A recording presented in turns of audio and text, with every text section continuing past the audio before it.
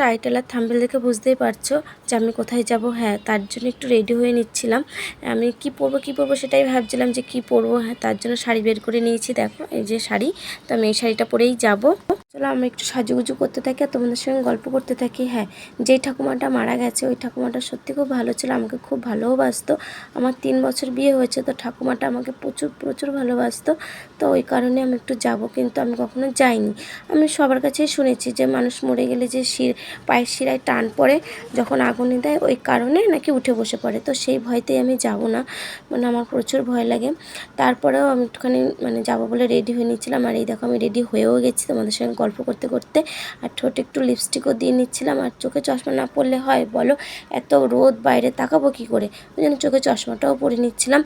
আর finally চলো আমি শ্মশানে যাওয়ার জন্য রেডি হয়ে গেছি। কেমন লাগছে অবশ্যই কমেন্ট করে বলো।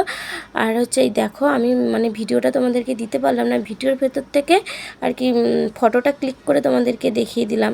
মনটা একটু খুব খারাপ হয়ে গেছিলো। চলো আজকের মতো ভিডিওটা এইটুখানি। Tata, bye bye.